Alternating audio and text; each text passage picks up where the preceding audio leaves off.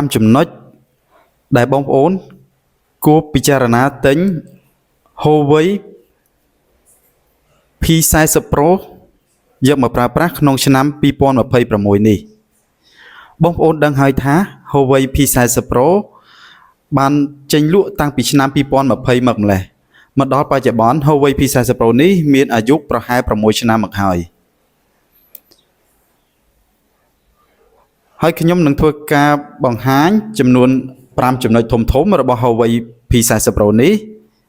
ទៅបងប្អូនសូមបងប្អូនទស្សនាវីដេអូនេះតាំងពីដើមរហូតដល់ចប់នៅជិតចុងបញ្ចប់នៃវីដេអូខ្ញុំនឹងប្រាប់បងប្អូនអំពីតម្លៃមួយទឹករបស់វាក្នុងឆ្នាំ2026នេះចំណុចទី1គឺពាក់ព័ន្ធជាមួយនឹងអេក្រង់ Huawei P40 Pro មានទំហំអេក្រង់ 6.58 អ៊ីនជាប្រភេទ OLED ហើយមានល្បឿនអេក្រង់ 90 Hz បាទឥឡូវខ្ញុំនឹងធ្វើការបង្ហាញបងប្អូនជាក់ស្ដែងនេះគឺជាអេក្រង់របស់វាជាអេក្រង់ដែលលាតពេញស្ទើរតែពេញនៅលើផ្ទៃអេក្រង់តែម្ដងលើកលែងតែកាមេរ៉ាចេញទេបងប្អូនគឺវាមានរាងកោងណាបងប្អូនជាប្រភេទកោងបងប្អូនឃើញកោងទៀលហ្គេមដល់ក្រោមហ្មងជួយលាតពេញហ្មងអញ្ចឹងអេក្រង់ប្រភេទហើយជាប្រភេទ OLED ទៀតគឺសាច់ color នៅល្អតែអេក្រង់លាតពេញពាក់ព័ន្ធជាមួយការយើងមើលវីដេអូវាងាយស្រួលហ្មងវាຂະຫນាតវាបើយើងមើលប្តីចេះវែងល្អឃើញបងប្អូនអេក្រង់វានៅតែទាន់សម័យល្អបងប្អូនឃើញលាតជាអេក្រង់ហ្គេមកោងចេះគឺស្អាតមែនទែនបងប្អូនយើងមើលទៅពេញអេក្រង់ហ្មងអត់មានដូចអត់មានហ្គេមអញ្ចឹងហ្គេមវាអត់មានទេព្រោះវាកោងទៀលមកពេញអស់ហើយបាទហើយល្បឿននៃការអូសវិញវានៅរលូន 90 Hz បងប្អូន 90 Hz វានៅតែរលូនអត់មានចោតជាបញ្ហាទេ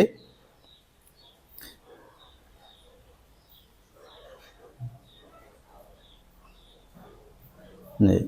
បងប្អូនរូបភាពនៅតែច្បាស់ល្អមែនតើនេះពាក់ព័ន្ធជាមួយពន្លឺអេក្រង់អីបងប្អូននៅតែច្បាស់នៅតែអែមនៅអាចប្រើប្រាស់បាននៅក្នុងឆ្នាំ2026នេះគឺអត់មានជាបញ្ហាទេពាក់ព័ន្ធជាមួយអេក្រង់ចំណុចទី2គឺពាក់ព័ន្ធជាមួយនឹងកម្លាំងម៉ាស៊ីន Huawei P40 Pro ប្រើប្រាស់កម្លាំងម៉ាស៊ីន Kirin 990 5G ទំហំ7 nanometer plus កម្លាំងម៉ាស៊ីនរបស់ Huawei P40 Pro នេះគឺនៅតែខ្លាំងនៅក្នុងឆ្នាំ2026នេះបងប្អូនឃើញកម្មវិធីគឺយើងអាចដំឡើងបានទាំងអស់តែម្ដងគឺអាចប្រើប្រាស់នៅលើ Huawei P40 Pro នៅតែដំឡើងបានជាធម្មតាអត់មានកម្មវិធីណាដែលមិនអាចដំឡើងបានទេគឺយើងប្រើប្រាស់បានទូទៅដូចគេដូចឯងអញ្ចឹងប៉ុន្តែពាក់ព័ន្ធជាមួយនឹង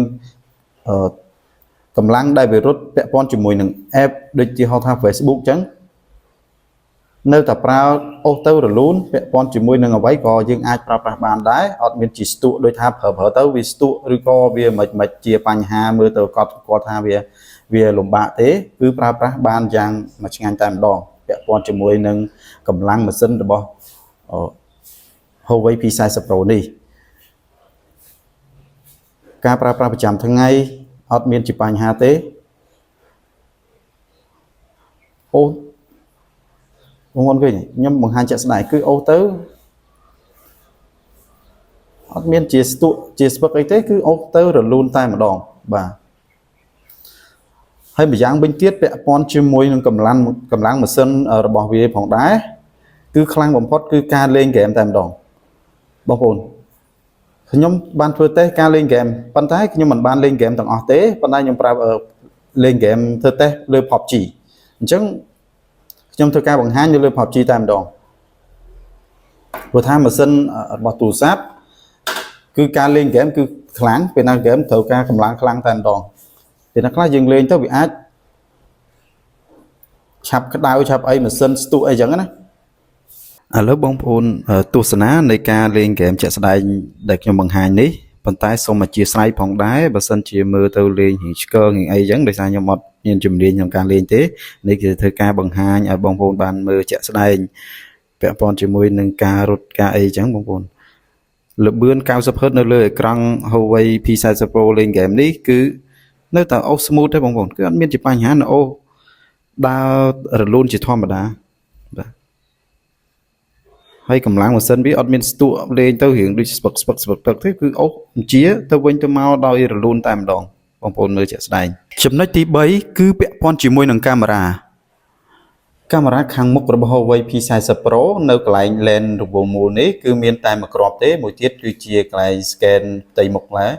មានមួយគ្រាប់ទំហំ32 megapixel អាចថតវីដេអូកម្រិត 4K ក្នុងល្បឿន60 fps រីឯកាមេរ៉ាខាងក្រោយរៀងលាក់ស្នាមរៀមដៃតិចបងប្អូននេះកាមេរ៉ាខាងក្រោយមាន3គ្រាប់មាន50 megapixel 12 megapixel និង 40 megapixel បងប្អូននេះ3គ្រាប់ជួរនេះហើយនេះគឺជាមិនមែនជាកាមេរ៉ាគឺជា TOS គឺ sensor ចាប់ពន្លឺទេបងប្អូនកាមេរ៉ាវាមាន3គ្រាប់ហើយនេះផ្លាស់បាទហើយក៏អាចថតវីដេអូកម្រិត 4K ក្នុងល្បឿន60 fps ដូចគ្នាឥឡូវខ្ញុំបង្ហាញជាក់ស្ដែងពាក់ព័ន្ធជាមួយនឹងកាមេរ៉ាគឺវាមាន option ច្រើនអញ្ចឹងខ្ញុំសូមធ្វើការបង្ហាញបងប្អូនកាមេរ៉ាខាងមុខចំពោះវីដេអូនេះ 4K បងប្អូនឃើញយើងអាចធ្វើបានថតរហូតដល់ 4K 60 fps បាទនេះដោយសារតែនៅកន្លែងពន្លឺដែលមិនសូវជាគ្រប់គ្រាន់អញ្ចឹងវាចាប់ពន្លឺរៀងមានអុចតែបើកាមេរ៉ាប៉ុសវារៀងច្បាស់ដែរចាបាទហើយយើងអាចថតបើនៅខាងក្រៅយើងអាចថតអានេះខ្ញុំថតពេលយប់បងប្អូនថតប្រើប្រាស់បង្ហោះក្នុងបណ្ដាញសង្គមឬក៏ថតប្រើប្រាស់ជាបង្ហោះក្នុង YouTube Facebook និង TikTok អីបានមកល្អគឺអត់មានជាបញ្ហាទេ 4K 60 fps គឺជាតម្រូវការទូទៅហើយនាពេលបច្ចុប្បន្នអ្វីត្បិតថាឥឡូវវាមាន 8K ប៉ុន្តែ 8K អត់ទាន់ទូលំទូលាយទេហើយក៏ស៊ីផ្ទៃនៃ memory ធំដែរបងប្អូនហើយបងប្អូនខ្ញុំឲ្យបងប្អូនមើលពី option នៃកាមេរ៉ានេះ option វាច្រើនមែនទែនបងប្អូនឃើញមាន portrait មានមួយមុខតែម្ដងបងប្អូនដែលចូលចិត្តថតPro នេះគឺសម្រាប់កាមេរ៉ាខាងក្រោយទេហើយកន្លែងមាន់នេះបងប្អូនចុចមកមានកម្មវិធីច្រើនមែនទែនឲ្យបងប្អូនជ្រើសរើសសម្រាប់ចុចហើយពាក់ព័ន្ធជាមួយនឹងកាមេរ៉ាខាងក្រោយវិញហត់តែខ្លាំងជាងកាមេរ៉ាខាងមុខទៀតថត 4K ដូចគ្នាប៉ុន្តែពាក់ព័ន្ធជាមួយនឹងកាមេរ៉ាខាងក្រោយគឺវាច្រើនបាទហើយ option វាក៏ច្រើនជាងដែរបងប្អូនចូលចិត្តថតវីដេអូបងប្អូនអាចមើលរឹកជាវទូរស័ព្ទនេះយកមកទិញសម្រាប់ថតវីដេអូបានបងប្អូនឃើញកម្មវិធីវាមានច្រើនហើយពិសេស Pro Mode នេះអញ្ចឹងបងប្អូនអ្នកចូលចិត្តថតហើយសេរីប្លង់នេះបងប្អូនគឺមានច្រើន option វាច្រើនមែនទែនសេរីប្លង់យើងថតមិនអញ្ចឹងណាបាទថតធ្វើមិនសេរីពន្លឺសេរីអីចឹងតែខ្ញុំអត់សូវចេះខ្លាំងទេខ្ញុំថតជាធម្មតាបងប្អូននេះជាវីដេអូ 4K 60 fps កាមេរ៉ាខាងក្រោយច្បាស់ហើយបងប្អូនវិញស្រូបពន្លឺបានល្អមែនទែនហើយនៅកន្លែងល្ងិតក៏ល្អដែរល្ងិតក៏ថតស្រូបពន្លឺខ្លាំងដែរនេះបងប្អូន 4K 60 fps នៅតែល្អសម្រាប់ឆ្នាំ2026នេះឥឡូវខ្ញុំបង្ហាញរូបភាពខ្លះដែលខ្ញុំបានថតនេះបងប្អូននេះ